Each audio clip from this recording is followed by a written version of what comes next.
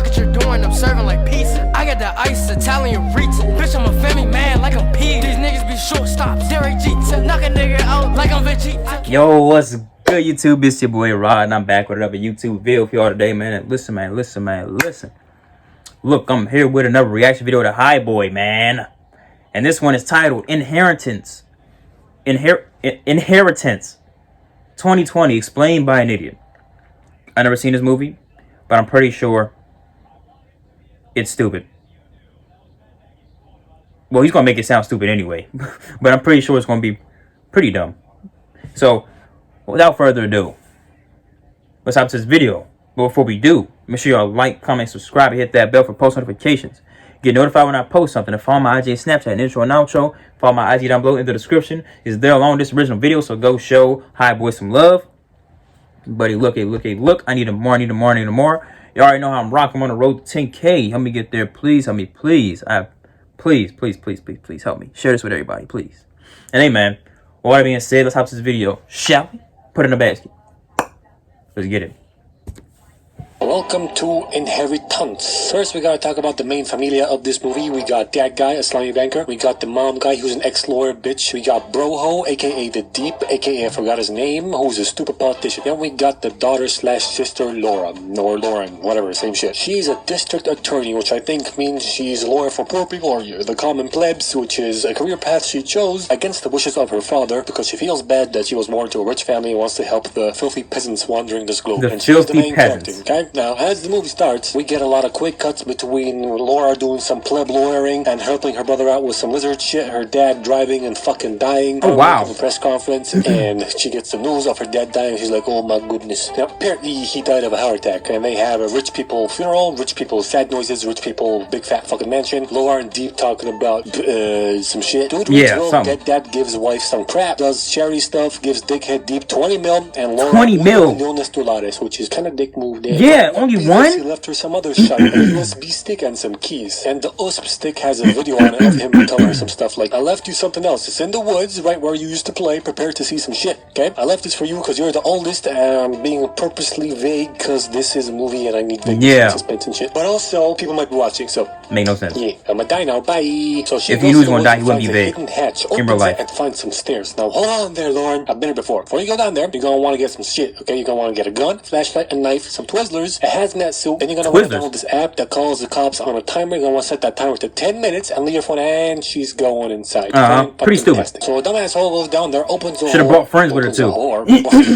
Opens the door, opens the light, and then finds a sleeping hobo, long ass hair, motherfucker, dirty ass bitch, and her head immediately goes, I'm gonna touch it. No, don't do that. Fucking get a hazmat suit. What if he has super AIDS? You don't know. Anyway, she does that, and he wakes up in a very abnormal way, and she runs back out to the mansion. Mom rubs newspaper, and Laura asks her if her dad has any secrets or enemies she should know of, because she tried to make sense of the secret prisoner, but mom guy doesn't know anything about it, so she'd be like, child, that is none of your goddamn business. The stuff your father did is not your burden to bear. Except it is, because guy literally threw a fucking secret prisoner at her face, like, here you go, but whatever, you secret prisoner. She sends her hubby and her kid off that night, has some angry death flashbacks, finally washes her hands, and next day, she gets a gun and goes over to that secret bunker, opens the hatch, opens the door, opens the light, and goes like, oi!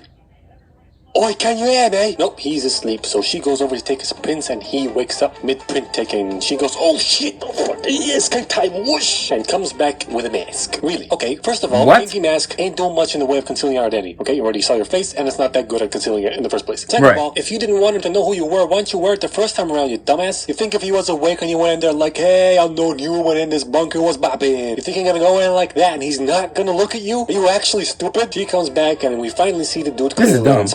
Fucking Simon Pegg, my man. He tells her to take that shit off her face because he knows who she is. She asks him a bunch of questions, and he tells her that if she wants answers, she's gonna have to get him a steak, some pie, some chocolate, and some other crap. So she does that. I'll let you go and you go get that shit in your room. He busts her balls for a bit. Then he tells her that him and her dad were best buds way back when they were young and spoiled brats, had a night of drinking and partying and cocaine. They were driving somewhere, and they hit a dude with a car, and her dad forced him to shut the fuck up and buried the body, and he was so afraid that Morgan was gonna go tell the cops that says his name, Morgan. So he knocked him out and put him in his bunker and told his familia that he stole a bunch of his money and fled the country. Easy cover story. So she'd be all like, He held him there for years? You stupid ass, lying ass, bitch ass, man. So he'd be like, alright, listen here, ho. You see, that guy treated him like his confessor. He'd tell him everything about his life, because what's he gonna do? Go snitch? Nah, he chained up in here. So he'd be like, listen, woman, your dad has a side piece called Sophia. Used to nickname her Gypsy Rose. Go check her out and you'll see that I speak the truth. And he gives her the full name and address to go check it out. She does some work at her lawyer job. Oh, and she gives the prince to some detective guy to find out who Morgan is. I forgot to say that because, you know, he's an idiot. Amazing storytelling. Like, she goes you're an idiot. Sophia lady So and finds am out I. that her And so are dad you. did not just have a side bitch, he had an entire side family. So he has two families and a prisoner that he spends enough time with to tell him about all the shit that goes on in his life. How does this fucker have any time for anything at all? Anyway, Exactly. She goes over to Bitch Boy Harold, the family lawyer, and he goes, Let me call you back.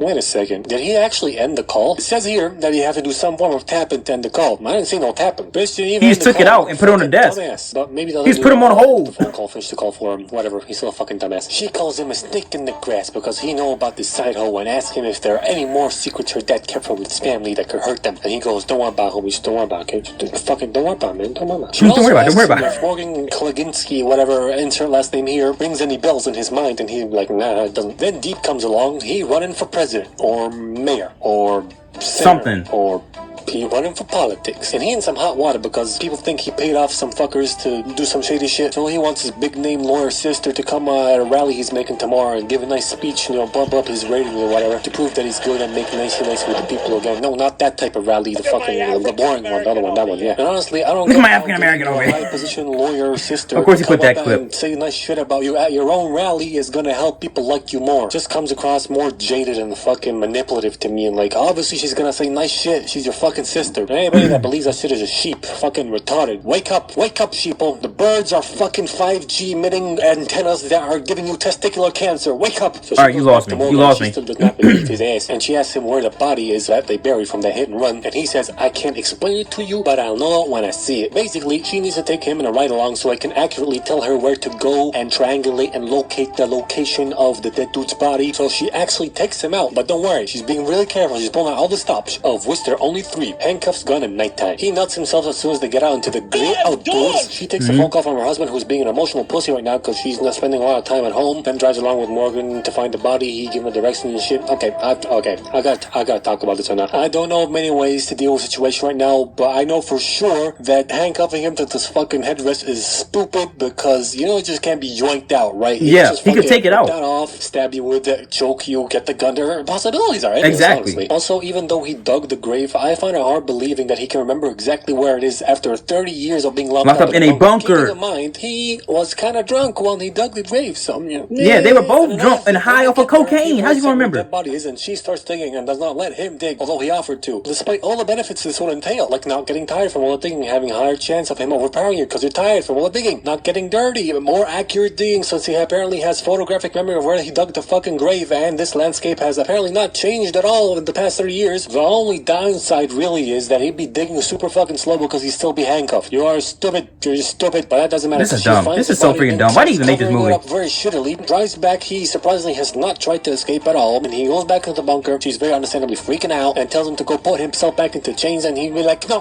come on, man. I just showed you. Come on, man. I'm telling the truth. You saw the body. Come on, man. I'm not a liar. I'm free. I'm a free man. Come on, man. She says she needs more evidence of who he is, which she can't give because her dad erased all evidence of him of him existing in the first place. And she's also afraid that if she lets him go, he'll go and snitch about her family and all the shady shit her dad did and all and past years and all, drive her family into the ground basically. So I beg her to let him go and promises her that he's never gonna fucking tell any of soul of the shit her father did, but she still locks him up just the same to have some time to think on her own. Commence freak out montage where she calls Detective Dipshit a bunch of times calling about the prince, but he says he needs more time. He doesn't have it yet. Next day comes, she does some district attorneying and she finds out that her father is, and I quote, a co-conspirator in her own goddamn case. Whatever the fuck that means. And she's like, what the fuck, Harold? Just don't think about What? it. Don't think about it. Then she low-key takes some advice from her bro about her current predicament. Then she goes to kill Morgan. JK, she doesn't actually try to kill him, but she tells him to get ready because he's about to get set free tomorrow. May I remind you, she still has not waited for the prince or got the results of them, alright? This is a lawyer, okay, that forgot about the prince. Ladies and gentlemen, I present to you the world's shittiest lawyer. Lauren, you have an IQ lower than a fucking broken tree branch. Moving on, Lauren makes Harold open Man, up a secret bank account and put a I don't know, shit man. ton It's of money so in it, and stupid. makes a new ID for Morgan. After that, she talks to Morgan for a while he buddies up, and he tells her that her dad was kind of, sort of ish, maybe little, not really, maybe kind of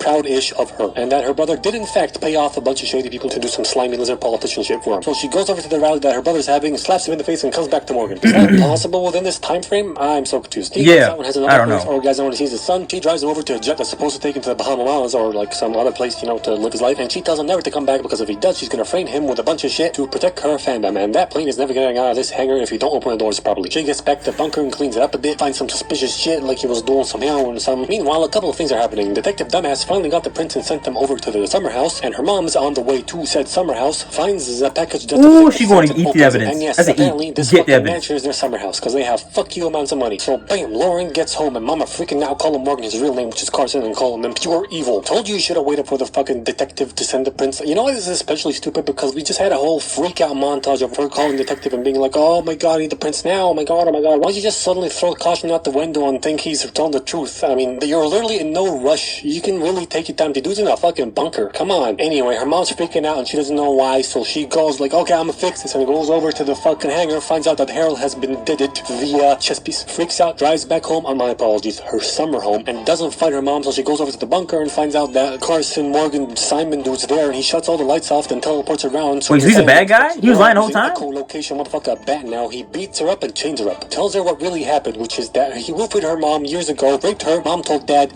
took him, they fight in car, run over a kid accidentally, bury kid, dad chained Batman in bunker. Years later, come back, Carson kills dad with poison dad tried to use to kill him. Apparently, he got sick of him at some point, wanted to poison the rapist dickbag, which confuses me because I thought he wanted him to suffer. Or maybe he gave it to him so he could fucking kill himself with it. Nah, anyway. Laura scratches his face up and he yells, you still don't get it, do ya? I'm your goddamn father. Then mom guy shoots. Whoa! I mean, I appreciated the longer pause between the Luke, I am your father moment and the gunshot. Yeah, Who cares? like, She what the sits down freak? next to her daughter and Terrible tells her, writing. You're a Sullivan Morty or whatever the family name is, and we take care of our own. And they throw gas all over the place and light that bitch up. So is that fire going to spread to the rest of the woods, or is that going to be contained in the concrete walls of the bunker or whatever? You know, how do bunkers work? This movie gets a I don't know. Scooby-Doo out of an uncontrollable forest fire.